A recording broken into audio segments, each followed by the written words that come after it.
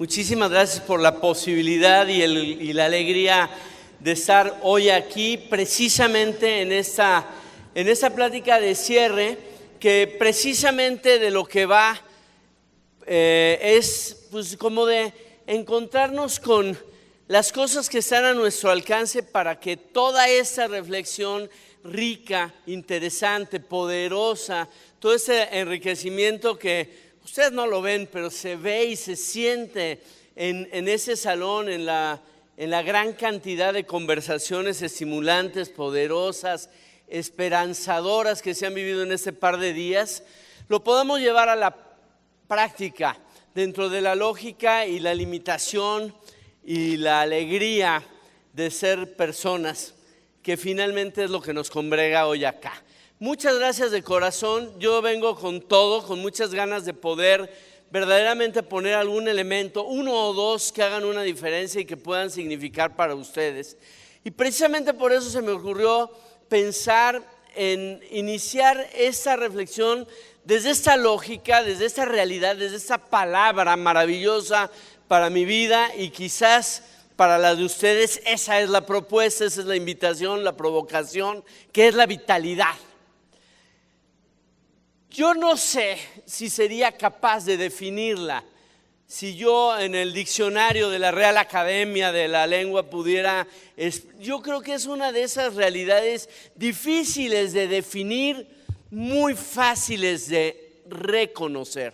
Todos tenemos un amigo vital, un amigo que yo hoy tuve una lindísima, vengo llegando, pero tuve ya una lindísima conversación con personas que contagian vitalidad, y esto es un gozo. Todos tenemos un amigo, un compañero, un conocido, que mientras más estás con él, más te conectas con la vida. Tú sales con ganas de emprender, de conjugar cosas importantes, de hacer la vida mejor y distinta. Esa es una persona vital. Pero en toda familia que se respete, como en toda organización y en toda empresa y en todo gobierno que se respeten, también hay el amigo poco vital. Ese es un cuate que mientras más tiempo estás con él, menos bien te sientes, como que te drena energéticamente, te chupa energía. Hay gente que estás con él 15 minutos y tú sales al borde del suicidio y no sabes por qué. Porque esta no es una cuestión racional. El amigo cuenta cosas que aparentemente son buenas, nos dice entrecomilladísimamente buenas noticias, pero tú no sabes qué tuvo el uno, que no tuvo el otro. No sé si me estoy explicando. Es, si me permiten la metáfora, como si a pesar de la opinión de los biógrafos y de los médicos, en aquello de estar vivo o muerto, uno no se prendiera con switch, sino con dimer. Tu historia clínica dirá, nació tal día, o la biografía de alguien, murió tal día, on, off, prendido, apagado, todo, nada, 0%, 100%. Nuestra experiencia nos hace ver que eso no se prende con switch, sino con dimer. Que hay personas, por así decirlo, más vivas que otras, que conste que no estoy hablando de características médicas, no estoy hablando de los signos vitales de los médicos, no estoy hablando sino de la conexión, el compromiso, el gozo, si me permites, de la existencia. Yo tengo una tía que lleva como 25 años, 2 rayitas arriba de muerta la tía. Ya de que la fecha de fallecimiento de alguien es incierta, ya que te dicen que se murió, ¿quién no se había muerto ya? Pues yo la fui a ver hace 15 días, dice otro hermano. Pues, ¿y cómo la viste? Pues no sé qué, no sé si viva o muerta. Bueno, ya de que es motivo de debate, hay un problema de vitalidad. Y yo que soy un hombre que he amado la vitalidad, yo que soy un hombre que le pido a Dios que la muerte me encuentre perfecta, contagiosamente vivo, curiosamente, y dedicándome al desarrollo humano, no hablaba demasiado del tema, porque yo creía de una manera errónea que la persona vital sería y moriría vital a pesar de lo que hiciera. Y el otro pobre amigo que era así como velita a punto de extinguirse, yo pensaba que era una característica genética, yo pensaba que tenía poco que ver con lo que tú pudieras hacer. Benditamente no lo creo más. Benditamente encuentro aspectos que pueden conectarnos con la vitalidad. Y creo además que son ese tipo de cosas que marcan la diferencia entre una organización que logra lo que quiere lograr y otra que se condena a la frustración entre el tamaño de sus sueños y el de sus concreciones. Acá se trata de lo que va esta plática, y vamos con todo, es de reducir el trecho entre el dicho y el hecho. Es de darnos herramientas para que todo el esfuerzo magnífico de estos 2 días tenga conexión con la realidad. Y me he encontrado, y con eso te provoco, y quizás esto no solo son factores sintomáticos de vitalidad, sino precursores de vitalidad, y más aún me permito decirte, te invito a ellos como 2 claves actitudinales para que esta plática funcione. Por supuesto, cuentas conmigo también en ese sentido. Una persona vital de entrada es una persona curiosa. Y si tú has platicado con un niño últimamente, ya entiendes a qué me refiero con aquello de curiosidad. Una persona vital, como un niño, le importa por qué funciona un micrófono inalámbrico, cómo le hacen para cambiar las diapositivas, por qué esta alfombra es así, quién la diseñó, quién hizo ese lugar, en qué año, cuántos metros cuadrados tiene ese lugar, por qué vuela un avión, quién habrá preparado la salsa de la comida, desde cuándo usamos lentes, quién se le ocurrió por primera vez embotellar el agua, cuántas sillas hay aquí. Así son los niños. Y así son los hombres y las mujeres vitales. Y yo me atrevo a decir, porque tengo pasión enorme por la filosofía, que hay algo más hondo que la vitalidad. Una de esas cosas que diría Mafalda, hay que desaprender adulteces para podernos reconectar con ellas. Más allá de la vitalidad está la capacidad de asombro que caracterizan también al filósofo y al niño. Una capacidad de asombro no influida por la ley económica de la oferta y la demanda, por el costo y el beneficio. Es decir, una capacidad que no solo se asombra por lo extraordinario, sino por lo cotidiano. No solo por lo escaso, sino por lo abundante. El niño vive asombrado por la nube, por el sol. El filósofo vive asombrado por haber amanecido hoy. Heidegger inicia su metafísica diciendo: soy, pudiendo no haber sido. Y ese asombro frente al ser, ese que yo te invito a tener el día de hoy acá, no frente a mi plática, sino a la posibilidad de encontrarnos, a la posibilidad de estar viva, de estar vivo, de estar aquí simplemente, no más, es una condición para el éxito de este encuentro, como lo es para un primer rasgo de vitalidad. Si yo hubiera llegado aquí derrapando un Ferrari, salgo del auto y empiezo a dar la plática, quizás doy la nota.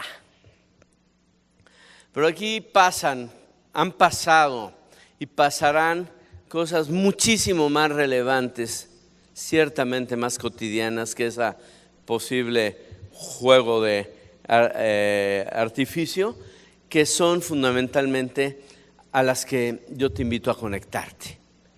Sé frente a quién estoy, sé y gozo estar frente a ustedes, precisamente por estar frente a personas esencialmente curiosas y con capacidad de asombro.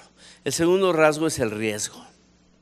Una persona emprendedora, socialmente osada, como son ustedes, de los que los chilangos tenemos tantísimo que aprender, es una persona que toma riesgo. Cualquier empresario es un hombre osado y arriesgado, porque emprender está en la esencia del emprender, el poder fracasar.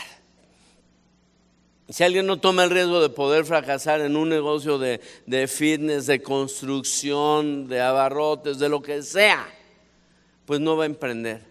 Emprender supone el riesgo de fracasar. No emprender supone fracasar. Bailar supone tomar el riesgo de verse uno ridículo en la fiesta. Pero no hacerlo supone perderse de la fiesta. Y hay quien se pierde de la fiesta de la vida.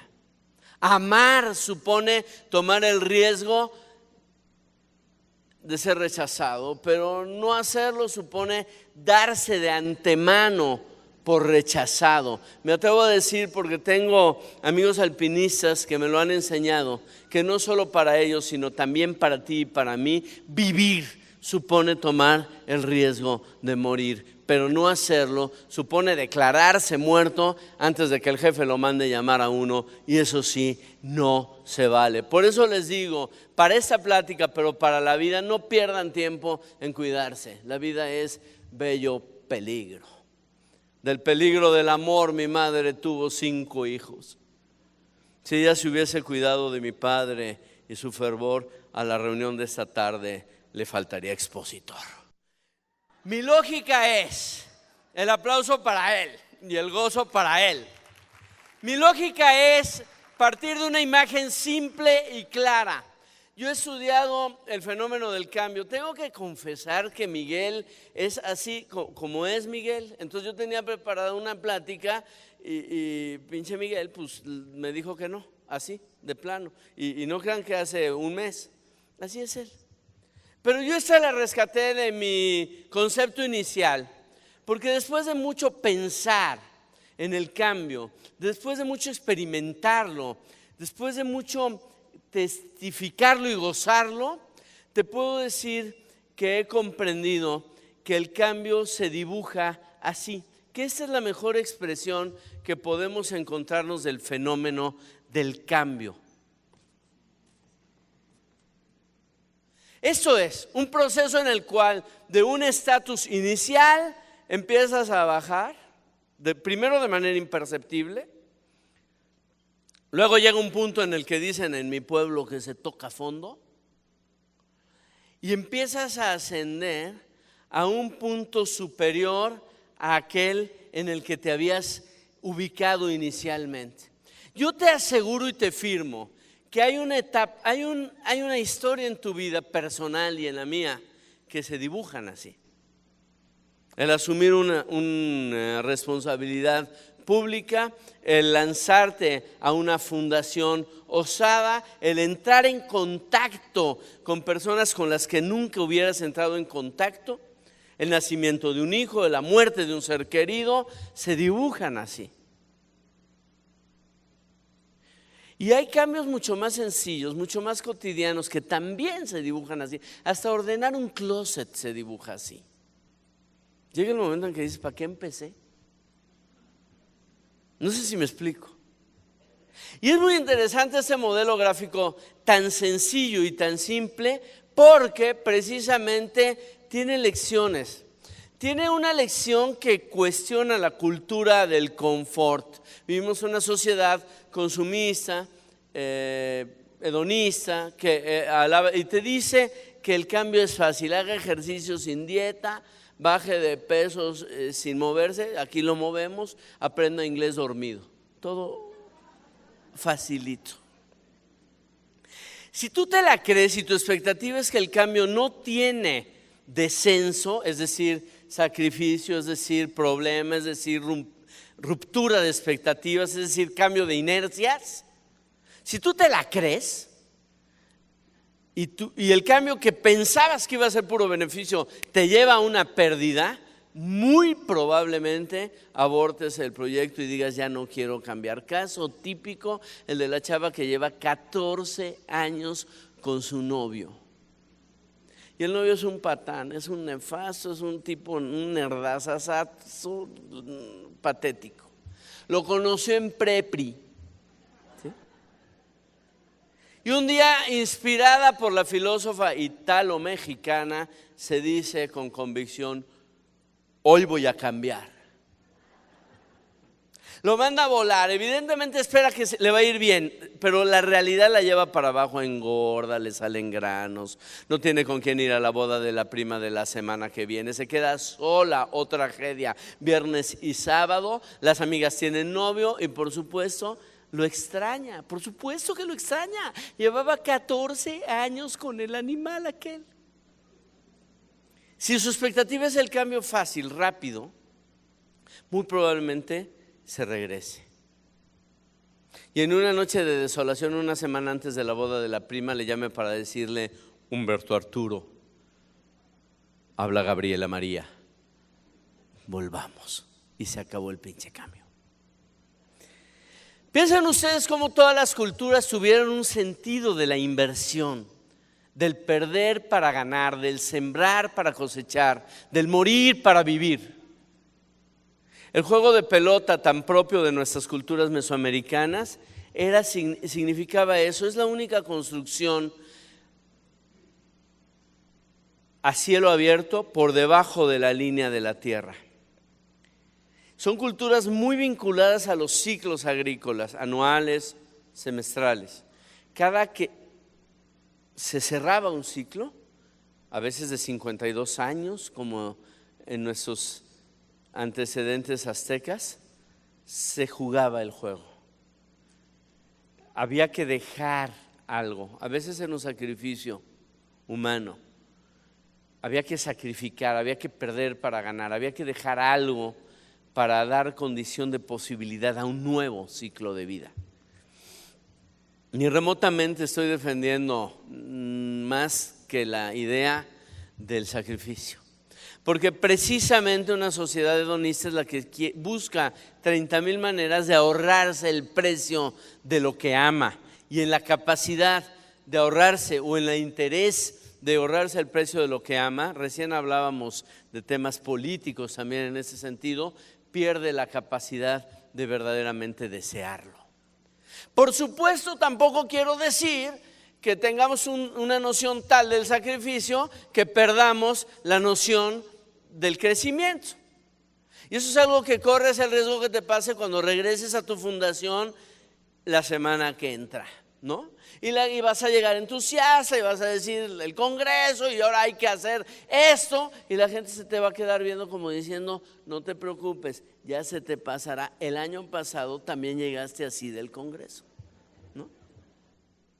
O te va a pasar cuando llegues con tus hijos adolescentes y les digas: hagamos eso, y se te van a quedar viendo como diciendo: mamá.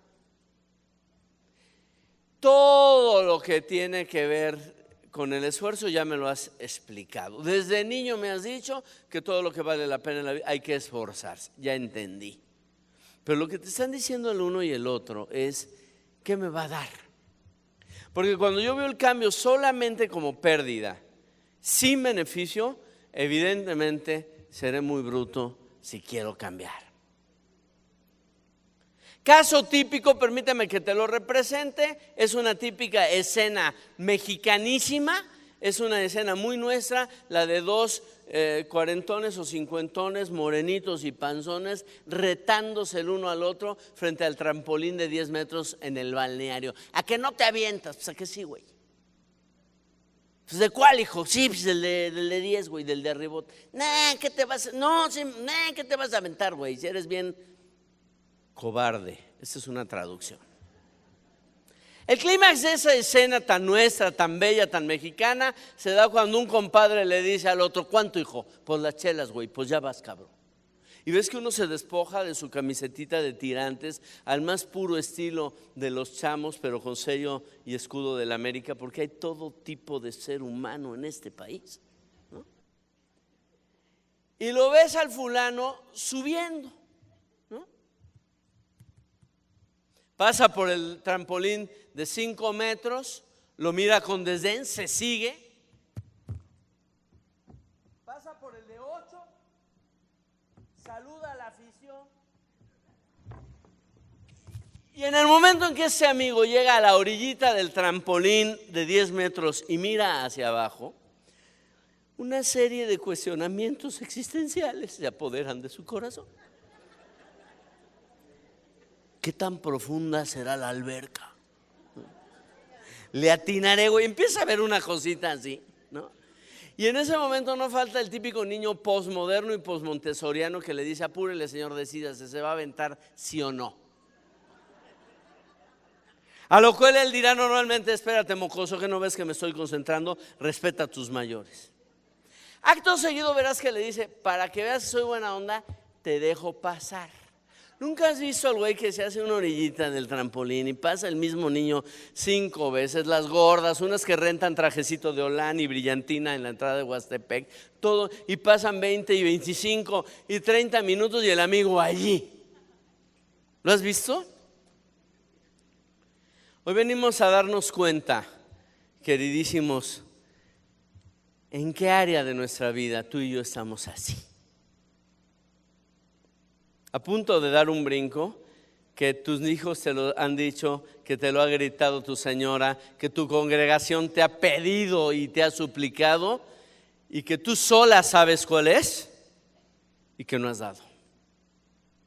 Después de 35 minutos, el amigo termina diciendo: ¿por qué no regalar una cerveza a mis amigos? ¿No? Y ahora hasta ahí llegó su proceso de cambio.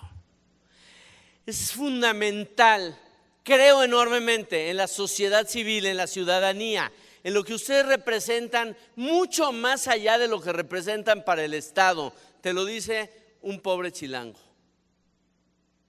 Es fundamental, como líderes sociales que son, y sé con quién estoy, tener la capacidad para cualquiera que no le vea sentido a lo que está haciendo, proponerle una visión.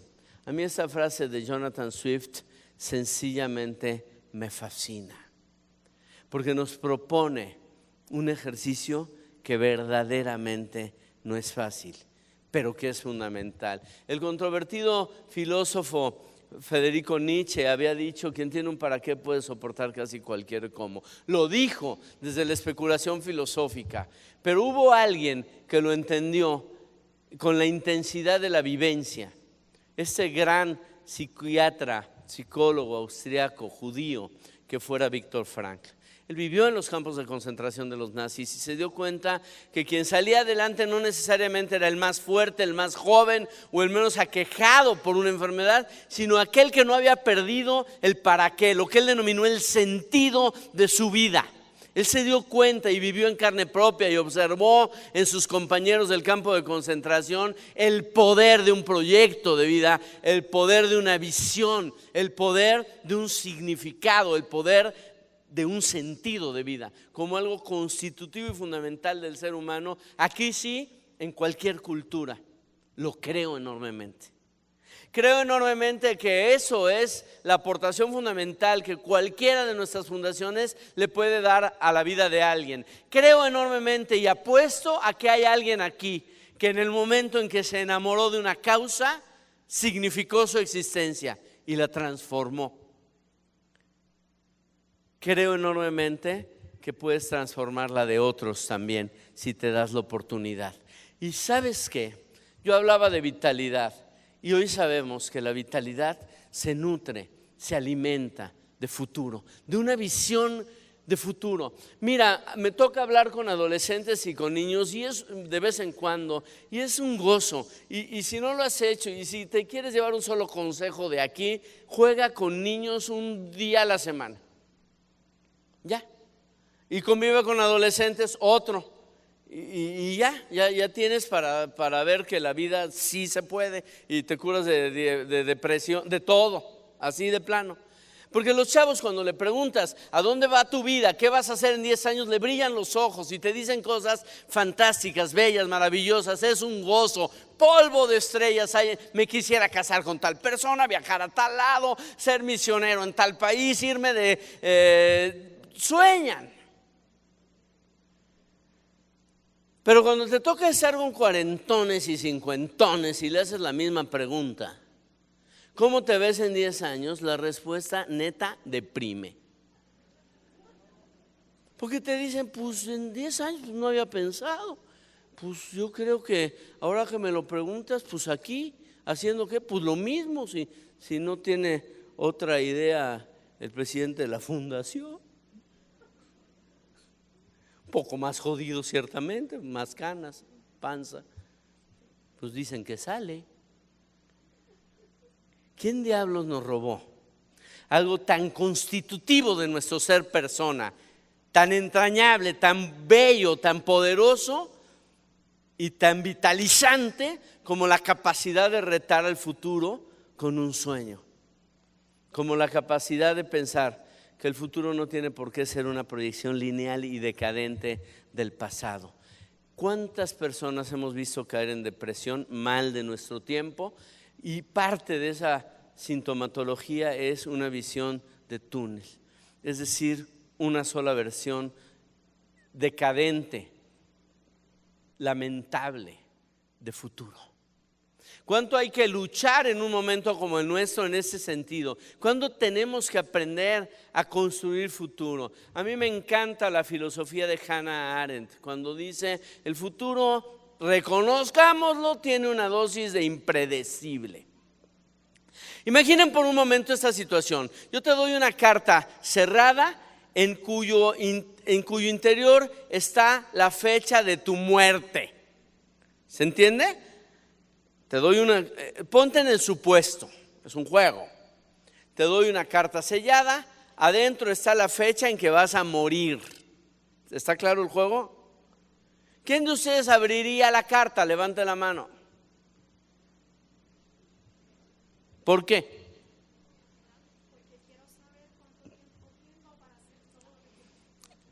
Aquí, así son los de Puerto Rico, así son ellos. Ellos dicen curiosidad, saber, planear, ¿cuánto tiempo dispongo? Es una opción. ¿Quién de ustedes quemaría o destruiría la carta? Levanten la mano.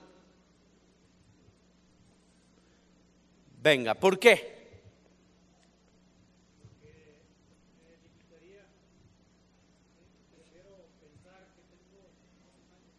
Ese hombre dice, prefiero pensar, muchos no podrían manejar muy fácil esa angustia, sobre todo si te sale una fecha medio así como mañana o pasado mañana, ¿no? Hay quien dice, yo la quemo. Y entiendo que los que no han levantado la mano son el típico que ni la lee ni la quema, como que la guarda. ¿Sí? Yo tengo un amigo que decía, yo se la daría a mi señora, cuando se empieza a portar raro, entonces ya me preocupo. Pues el tema, yo no sé qué haría, fíjate, honestamente no sé qué haría. Lo que sí sé es que en caso de abrirla, cambiaría mi manera de transitar por la vida al grado de hacerla irreconocible. Porque la noticia es que no hay carta, porque Hannah Arendt nos dice, esa es la condición humana, hay una dosis de impredecibilidad en la vida. Y sin embargo, también dice algo muy bello, muy propio de este espacio, muy propio de nuestro México, muy propio de Chihuahua y de cualquier fundación y de cualquier iniciativa social. Una promesa le resta impredecibilidad al futuro. Yo no entendía a Hannah Arendt hasta en una circunstancia muy fuerte en la que me vi envuelto. ¿Alguno de ustedes ha visitado un penal, una cárcel? Levanten la mano quien haya estado en una cárcel. ¿Sí? De los que levanten su mano. De visita. O de cualquiera, no hay bronca. El chiste es la alegría. Venga. Sí. ¿Alguno de los que levantamos la mano ha ido de visita a una cárcel y se ha encontrado un interno o interna a quien conocía previamente, pero que no esperaba encontrárselo allí? Algunos. A mí me pasó eso. Yo estaba en un penal, tuvimos un proyecto muy bello en un penal en Querétaro el sexenio pasado y de repente riájatelas, me encuentro un amigo, no te digo que era mi mejor amigo, pues sabía perfectamente quién era, había yo cenado en su casa, un microsegundo después tu mente te dice que no viene de visitante, sino que desgraciadamente está interno en ese penal y yo que soy fluidito de mi lengua, te juro que no sabía qué decirle. ¿Qué te trae por acá, güey? ¿No? ¿Qué le dices? ¿Qué onda, cabrón? ¿Qué has hecho? ¿Qué le dices? ¿Entiendes que es una dificultad? Pues no sé ni qué le dije. Lo que sí sé es que al final, este amigo grandote, 1.85, moreno, fuerte, con cara así, muy seria, y me dice, ¿cuándo vienes? El 25 de noviembre. yo tenía una fecha en la que iba a ir. El 25 de noviembre se me vuelve a aparecer aquel roble y me dice, te hice esto. Y saca un puntito, un bordadito de un gobelino, punto de cruz, perfecto. Luego me lo validó mi tía Cata, que ha tejido muchísimo. Mi tía Cata es aquella que de chiquito me decía, mira, mijito, yo soy quedada, pero no con la duda. Una aclaración pertinente de la tía Cata. Y ha tejido todos los gobelinos del mundo y verificó el de mi cuate Pedro y me dijo, está perfecto.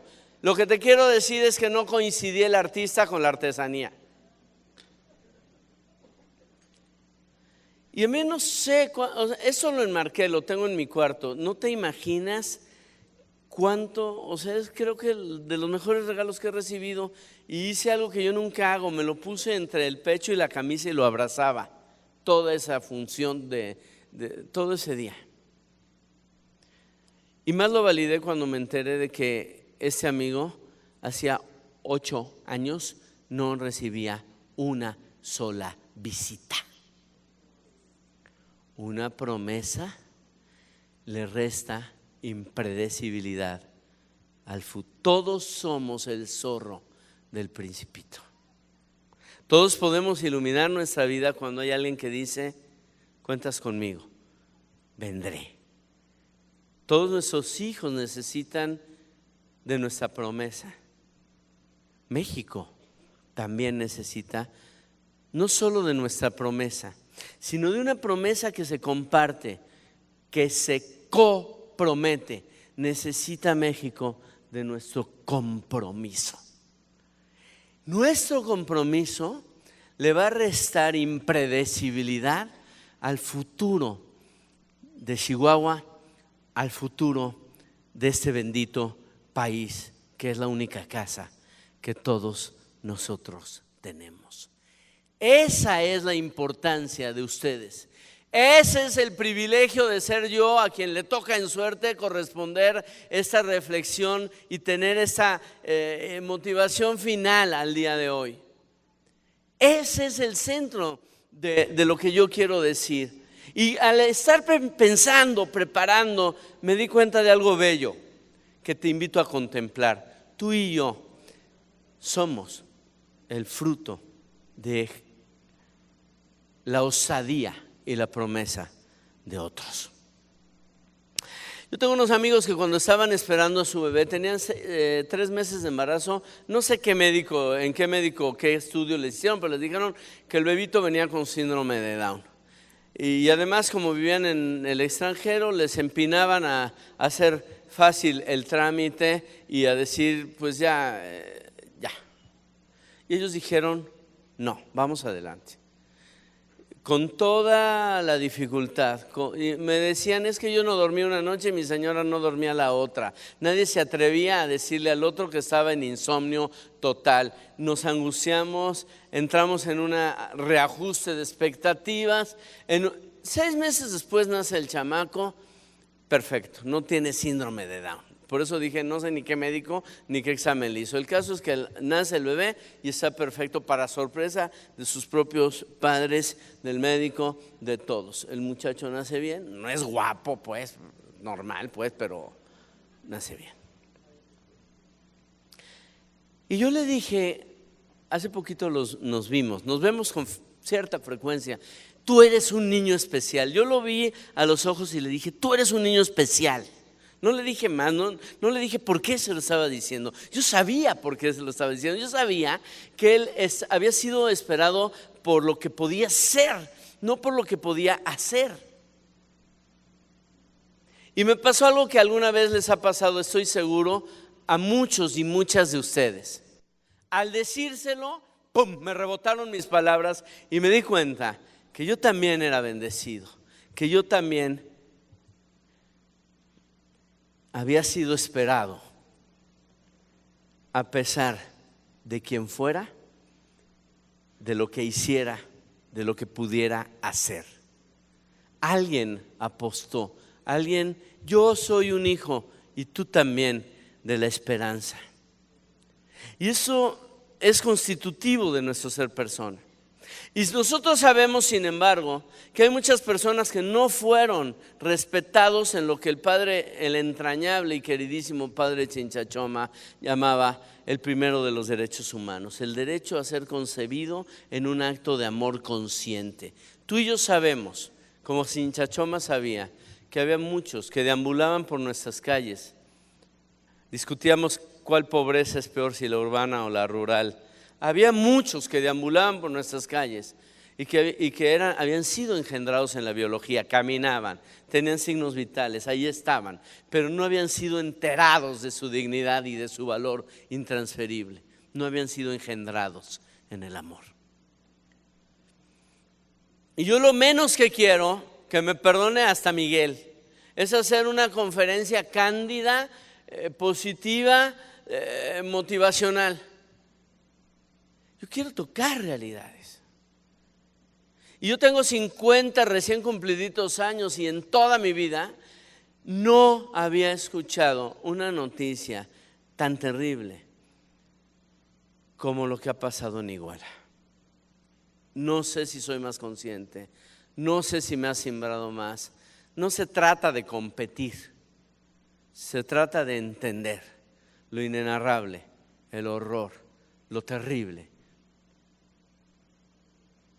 con lo que ha golpeado a la conciencia mundial y nacional. Quiero que seas por un instante el padre de uno de estos estudiantes. Quiero que tratemos hasta donde nos llegue la imaginación y el corazón a imaginarnos sencillamente esa realidad en la cual simplemente diríamos, preferiría 1000 veces, 1,000,000 de veces ser yo la víctima de esa crueldad y que tú, mi hijo, no lo fueras. No se me ocurrió otra imagen sino una vida como que parte un rayo, como un roble, como un olmo, como un fresno, como un pino que de repente... Y es desde ahí desde donde tenemos que reflexionar hoy. Si queremos ser honestos, si queremos ser realistas, son las preguntas que los periodistas le han hecho a nuestra querida alcaldesa de San Juan. Son las preguntas que están en nuestro corazón. Pues desde ahí tendríamos que reflexionar. Y desde ahí reflexionó el padre Chinchachoma y se dio a una tarea. Y dijo, si ellos no han sido reivindicados en el valor fundamental o primero de ser concebidos en un acto de amor consciente y de ser informados de su valor y su dignidad, yo lo voy a hacer. Y él era burdo, bruto, maravilloso, genial en su discurso. Y lo decía así de fuerte lo decía. Y yo entendí que yo también tenía que ver con esa historia. Tuve el privilegio de trabajar con este hombre que bendijo con su paso la Ciudad de México, la de Puebla, el mundo. Y yo vi a estos chavos pasar. Una vez, es que no era fácil decirles que eran dignos. Es que habían abusado, es que hay historias como las que tú conoces, yo no te las voy a inventar, de víctimas del abuso, del dolor. Y no era fácil que él les dijera te amo, porque no le iban a creer a la primera, pero estaba loco y era necio. Y después de un año decían, o este padrecito está loco, o yo valgo algo. Introyectado ese valor, podían liberar sus vidas. Y muchos de ellos rehicieron su vida, sabiéndose dignos, sabiéndose engendrados en la dignidad. Y una vez más, esos niños de la calle somos tú y somos y soy yo. Eres tú y soy yo. El proceso lo vemos en los extremos de la realidad humana, pero nos refleja como un espejo fiel, porque también nosotros tuvimos que saber quiénes éramos antes de poder influir e informar, transmitir esa buena noticia a los demás. Hay algo en ti que es fundamental. Yo no entendía esta expresión, me parecía casi sinónimo de universidad. Pero luego entendí que se trataba así de fácil de quien había sido el padre y la madre de tu espíritu. Y en esa genial lectura que hiciera del cuadro del hijo pródigo, Henry Nouwen, me enteré, es un tratado de psicología, porque él primero habla de lo que significa este hijo menor. Yo soy hijo menor de mi familia. ¿Quién es hijo menor de su familia? ¿Quiénes son los hijos menores? Hay toda una psicología que compartimos los que levantamos la mano. ¿Quién es hijo mayor? Hay otra psicología, ¿no? Son dos maneras de acercarnos a la vida. Y Nouwen tiene la genialidad de ponernos las características de ese hombre joven, osado, emprendedor, que perdiera todo y que se fuera. El desobediente, que es también el emprendedor y el osado, pero también el hombre arrepentido que puede regresar. Y entonces nos retrata allí. Y luego también a todos nos retrata en el hijo mayor. El hijo mayor tiene otra psicología, otra caracterología. Y hasta ahí el libro es bueno, pero empieza a ser maravilloso cuando nos dice que de lo que va la vida no es de ser ni hijo mayor ni menor, sino de ser y emular la virtud y la actitud del Padre. Ese Padre que bien nos hace ver Henry Nouwen, Rembrandt supo retratar con sus dos manos, distintas entre sí. Rembrandt sí sabía pintar y sin embargo hace esas manos, una muy tosca, muy masculina y una femenina, como queriendo entender que Dios es Padre y Madre, como queriendo entender que la manera como estamos llamados a acoger a los demás es con fuerza, justicia y firmeza, pero también con compasión. Con lo que Bernardo Toro, que va a traer Margarita dentro de unos días acá, llamaría el paradigma del cuidado, con cuidado. Esto es bello, esto es bello. Es que ya no eres uno ni otro, es que lo que estamos llamados es hacer. Y a mí ese libro que me lo habían regalado y yo lo había arrumbado, me brincó del librero cuando murieron con 2 meses y medio de diferencia mis papás, y entonces pues de repente me quedé sin referente generacional para arriba y también me sentí gozoso de tener la estafeta existencial y de darme cuenta que la mejor manera de honrar a quien me engendró en la dignidad no era llorar, sino correr con dignidad y saber que si bien no tengo ya referente generacional para arriba, tengo la bendición de ser referente generacional para abajo. Y la mejor manera de honrarlos no es llorar, es correr, es gozar, es transmitir a otros el gozo de la vida, la buena noticia. Y eso es posible. Déjame decirte que tengo un amigo que está loco, de hecho varios, pero el de los más locos es un amigo que en la tragedia de la guardería del ABC le tocó hacer de tanatólogo. Está tan mal el pobre que en ese tiempo trabajaba en la presidencia de la República. Y el presidente le dijo, es que hay que ir, es que hay que escuchar, y armaron unos consultorios improvisados en Hermosillo. Y ahí lo tienes a mi querido amigo Carlo Clérico. Me contaba que una noche ya se venía, y llegó una pareja de muy jovencitos a contar su historia. ¿Cuántas veces lo que quiere el otro es alguien que escuche y acompañe su historia? Era una historia terrible, estaba él justo ahí en el momento del incendio, saluda a su niña a la distancia en la que yo te tengo a ti, al fondo, su cunero, se queda platicando un poco, se viene esa locura, se quema el techo, se viene una capa muy muy densa de humo. Él ayuda a sacar niños que estaban cerca de la puerta y se lanza ya a ciegas por su niña, la rescata benditamente y sale corriendo de aquel lugar y la tiene arropada. Una cuadra después de ese susto se da cuenta que cargó a la niña equivocada. que se había equivocado de cuna. Esa era la historia que le iban a contar. ¿Sabes quién se la iba a contar?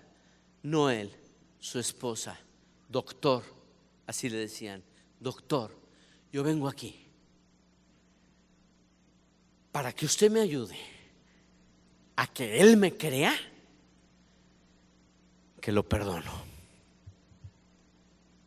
Doctor, yo vengo aquí, decía la esposa, a que usted me ayude a que él me crea que lo perdono. Esta pareja se volvió a embarazar y tiene un hijito y se llama Carlo, como mi amigo el tanatólogo. Y yo no puedo creer ni pensar que la esperanza tenga que ver con los buenos tiempos. Y debo decirle a mi México que tenemos derecho a estar desesperados, pero no tenemos derecho a estar desesperanzados. Y hace nada encontré unas frases poderosas, sensibles, inteligentes sobre la esperanza. Sobre una esperanza que no tiene que ver con cuestiones de orden anímico y que tampoco es dependiente de las circunstancias en las que vivimos. Sobre una esperanza que era definida como la convicción de que la vida y el trabajo tienen una razón de ser. Y me conmueve pensar que estas frases en las que la esperanza ya no depende de un optimismo o pesimismo natural, de un estado de ánimo, ni tampoco de las buenas noticias que, por cierto, a los periodistas no les interesan, es un don tan preciado como la vida misma que tendríamos que cultivar y agradecer. Y a mí en lo personal, porque así soy sentimental y loco, me conmueve saber que estas frases fueron escritas por un hombre que pasara grandes años de su vida en la cárcel y que pasara de líder estudiantil y poeta a encarcelado a presidente de su país, el entrañable y recientemente fallecido Václav Havel. Me gusta pensar en esto. Me gusta pensar en que una comunidad, y me atrevo a decir que lo que yo he aprendido de esta tierra es el ser comunitario, que yo admiro enormemente y pongo de ejemplo a FESHAC a donde voy. Te lo digo con el corazón en la mano. Y que esa diversidad de la que estamos hechos quizás no está unida en ninguna ideología. Ojalá. Yo creo que una esperanza no se une en la ideología, que una comunidad no se vincula por la ideología, sino por una esperanza compartida. Me atrevo, así como decíamos, prometer, comprometer, esperar, coesperar. Y entonces empezamos a hacer sinergia y empezamos a incorporar las diferencias y nos dejamos tocar por el otro, incluso por el más otro. Y de entre todas las diversidades de esto, no sé por qué voy a hablar, pero ya ni modo, ya lo puse, ¿no? Porque yo sí creo que hay una diversidad muy fundamental en la familia y en la vida y muy poco respetada por nuestro tiempo, porque no está de moda, porque no es la inclusión de los grupos que hacen más ruido en las calles, y es la diversidad generacional. Ortega y Gasset, que fue una luz para Madrid, para España y lo fue también para el mundo, diría: hay que entender 3 generaciones, la que quiere llegar, la que pide una oportunidad para tomar decisiones en FESHAC o en tu fundación o en tu empresa o en tu gobierno o en tu país, la de los cuarentones que tienen o cincuentones la sartén por el mango, la que levanta la ceja y dice: a ver, demuéstrame, jovencito. Y también la de los retirados, testigos de la historia.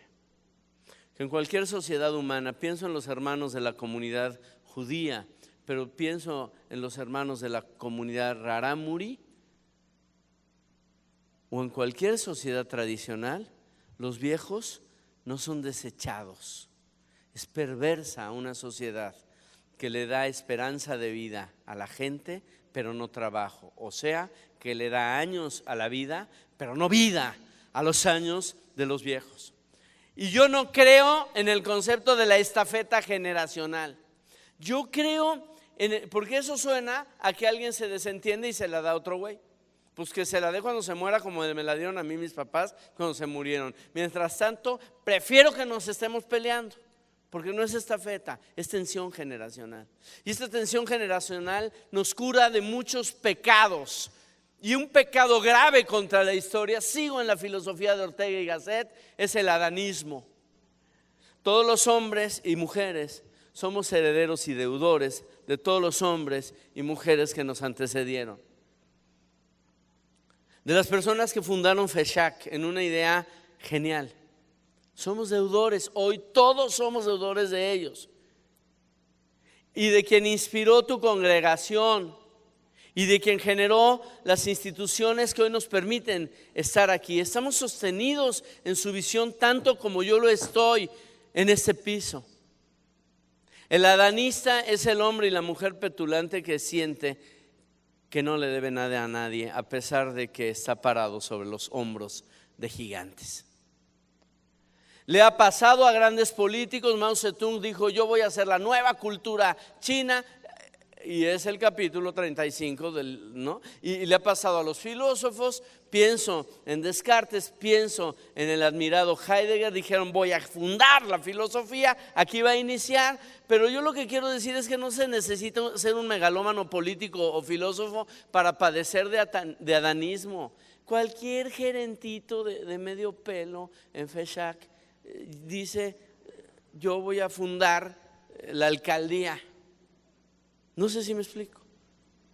Y lo sabes cuando al hablar con alguien, yo soy consultor de empresas, lo único que te dice es lo mal que lo hizo el que estuvo antes que él sentado en su silla. Ese es su discurso. Todos fueron pendejos hasta que llegó yo, el Redentor. No puede ser. Es que si ese es el discurso, pues uno empieza a sospechar de adanismo y de pendejez, de falta de gratitud, de falta de honestidad. Cuando en una organización, una empresa familiar, cuando en una fundación hay tensión, no es bonita la tensión, hay mucho conflicto, pero nos curamos de ciertos pecados. Yo pienso que la crisis terrible con la que nos despertamos en el año 2008, 2009 y de la que no hemos salido a nivel mundial, tuvo que ver con fundaciones, con empresas que pues querían hacer una empresa de puros chavos, o sea, hello, para que, o sea, todos somos buena onda, o sea, poca madre, güey, o sea, jubilemos a la momisa, cabrón. ¿Sí? Y no hubo nadie que les dijera: aguas. Los productos derivados, hasta cierto. No hubo el viejo que los obstaculizara. Y ahí vienen las grandes crisis. Estoy pensando en Lehman Brothers, y estoy pensando en Enron y en Tyco y en otras muchas. Esa fue mi digresión, pero de aquí está mi curación y la parte en donde yo te quiero dejar herramientas. Tuve la bendición de estar alguna vez haciendo una intervención con taxistas judíos en la comunidad judía en la Ciudad de México. Por si no se ha notado, pues soy chilango, ya que, ni modo, pues uno tiene que pues ya ser lo que es. Me salva mi mitad norteña, porque mi padre era de por acá. Es muy grande la comunidad judía, es muy solidaria la comunidad judía y es muy entrañable y llena de sabiduría. Y en un momento parecido a este se habían importado muchas telas de China. Ya sabes que los judíos, hay un 11º mandamiento: confeccionarás. Se dedican a eso. Le va mal. Y a señores que ostentaban ser dueños de una fábrica, así dicen ellos, se les vino atrás el mundo, se endeudaron, lo que tú quieras. Y la comunidad dijo: nosotros necesitamos taxistas confiables. Nos reunimos todos en el CDI, Centro Deportivo Israelita de la Ciudad de México. Hagamos un acto solidario, compremos autos y que ellos sean nuestros taxistas. Y a mí me toca trabajar con esos señores taxistas. Y me fascina lo que ocurrió ahí. Porque el problemita psicológico es que se subía un amigo, la verdad, prepotente atrás, y le embarraba su nueva condición y le decía: me llevas, cabrón. Tú que muy dueño de fabriquita y muy acá, pues te tocas ser mi taxista. También había, para ser honesto, pues ese rasgo humano de prepotencia terrible, doloroso, pero lo había y ellos tenían que luchar con eso. Y a mí me tocó atestiguar el momento en que ellos dijeron, como todos los chihuahuenses pudiéramos decir, perdón que me incluya, pero lo hago con conciencia. Ellos dijeron: nosotros somos hijos de inmigrantes. Nuestros padres y nuestros abuelos llegaron de Siria, de muy lejos, sin un peso. Y no hubo un solo trabajo honesto que les pareciera indigno. ¿En qué momento pegamos la palabra dignidad con la palabra honestidad? Perdón, pero quizás se suben en tu taxi gente que sí tienen cuello blanco, pero la conciencia no muy tranquila. Cuando ellos se dieron cuenta de eso y que la manera de honrar a sus abuelos era entender que no había trabajo honesto que fuera indigno, levantó ese sitio de taxis, La Gacela se llama, en la Ciudad de México. Y a mí me conmovió entender que yo era igual que ellos, que mi abuelo minero en Coahuila y mi padre, que tuvo que caminar 5 kilómetros para ir a la secundaria y llegar a la Ciudad de México para hacer la preparatoria, y que mi vida es totalmente diferente a la de ellos, y que sin embargo la manera de honrar y agradecer, es decir, tu familia y la mía fueron iguales a las de ellos. Rasca 2 o 3 generaciones, no más, en tu familia y te vas a dar cuenta que no nacimos en pica, en troca, ¿no? Como decimos acá, y que no hay trabajo honesto que sea indigno. Es muy importante pensar en esto. Y junto con ellos yo te voy a decir que la sabiduría a la que yo me quiero referir no se encuentra en los libros, sino se encuentra precisamente en la cultura, se encuentra en la experiencia, se encuentra... Era para que despertaran, cabrones. No tanto, un poquito más bajito. Gracias. Todo esto lo entrenamos, nos salió bien de hecho. Más abajo, no le mueles. Va, yo lo que quiero decir es que en la naturaleza, miren, lo que quiero decir es que las herramientas que nos llevemos hoy de aquí no sean para superhombres y supermujeres, que sean para seres humanos. A veces le cargamos demasiado a la disciplina y a la voluntad y le podríamos cargar un poquito más a la inteligencia. Y hay herramientas que no vienen de ningún libro.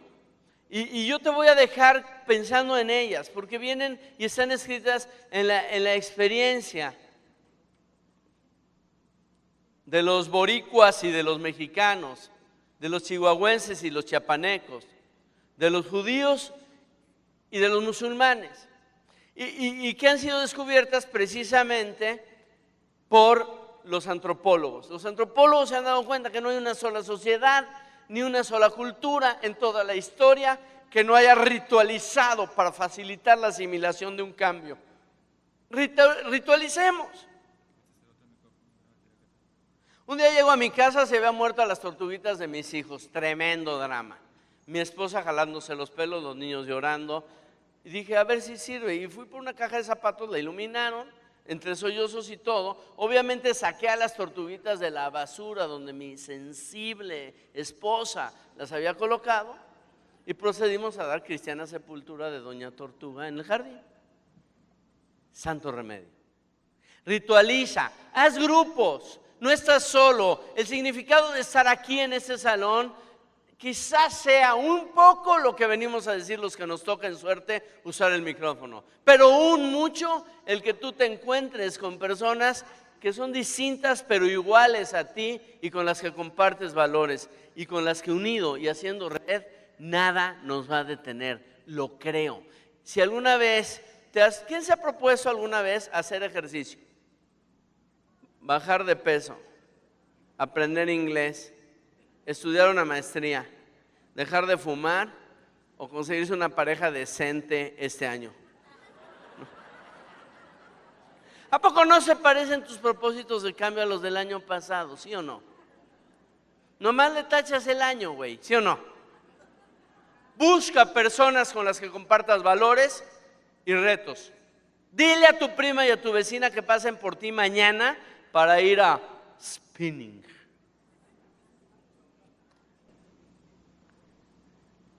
A las 5 suena el despertador, eso no es la novedad. La novedad es que a las 5:02 suena el timbre. Y vas a ir, porque ahí está la prima. Y a ella les había pasado lo mismo. Uno de los problemas fuertes del poder es la soledad. Qué maravilla cuando gente que tiene una responsabilidad enorme también tiene gente con quien compartir para emprender utopías juntos. Haz grupos, haz dosificación. Eso también se lo aprendimos a los hermanos alcohólicos anónimos. Si tú le dices a un alcohólico no tomas en un año, lo agobias y ese mismo día vuelve a tomar. Yo conozco gente que lleva 25 años diciendo hoy no tomo. No te pongas nunca una meta mayor a tu capacidad de agobiarte con ella. Hay gente que se pone una meta enorme, típico síndrome adolescente. Yo quiero andar con la más buena de la Ibero. La más buena de la Ibero me manda a la fregada y en el fondo confirmo mi hipótesis, soy un pendejo para las viejas. Paso de la ensoñación a la depresión, bipolarmente transito la existencia. ¿Qué le pasa a ese mismo cuate con la chava que lo busca y que lo quiere y que lo ama y lo procura? No la pela. No le hace caso porque en el fondo no se hace caso. Internamente está diciendo, pues no va a estar tan buena, pues si le gusto yo. Si tú no te valoras, no valoras a quien te valora. Y pasas la vida de la ensoñación a la depresión.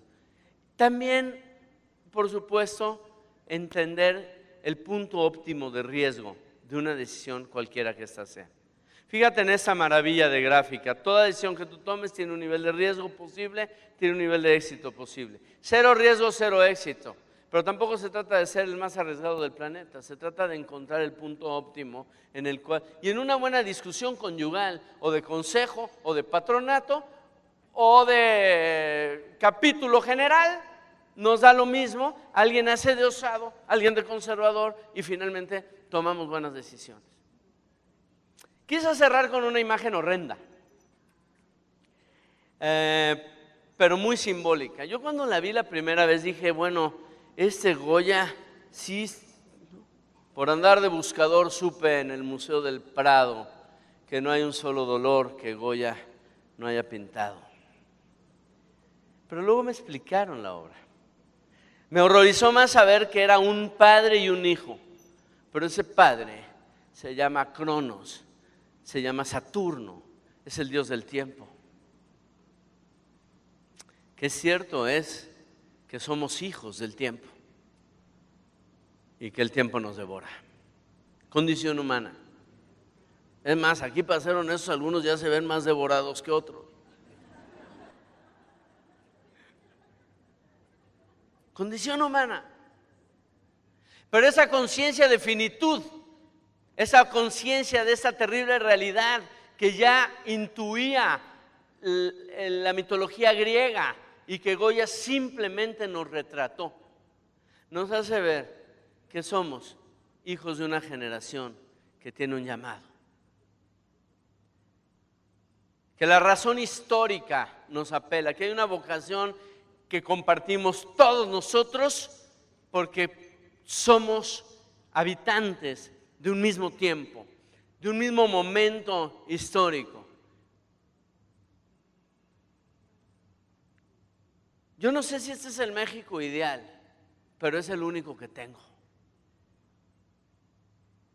Y a mí me gusta mucho pensar que si un rayo ha partido el árbol en dos,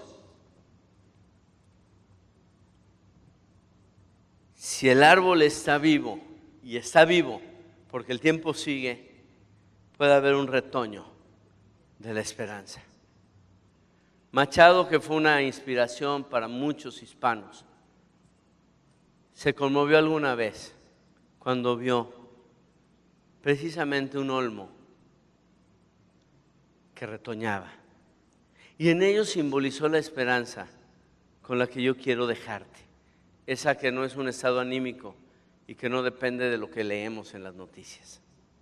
Al olmo seco, hendido por un rayo y en su mitad podrido, con las lluvias de abril y el sol de mayo, algunas hojas verdes le han salido. El olmo centenario en la colina, un musgo amarillento le lame la corteza blanquecina al tronco carcomido y polvoriento. Antes que te derriben, olmo del Duero, con su hacha el leñador y el carpintero te convierta en melena de campana, lanza de carro o yugo de carreta. Antes que rojo en el hogar mañana ardas de alguna mísera caseta. Antes que el río hasta la mar te empuje por valles y quebradas. Olmo, quiero anotar en mi libreta la gracia de tu rama verdecida. Mi corazón espera también hacia la luz y hacia la vida, otro milagro de la primavera. Yo los veo hoy a ustedes con toda mi gratitud y con toda la esperanza que ustedes, solo por haberme escuchado, encienden en mí. Cierro diciéndoles con el cariño enorme y el respeto y la admiración que siento por ustedes: mi corazón espera también hacia la luz y hacia la vida, otro milagro de la primavera. Muchas gracias.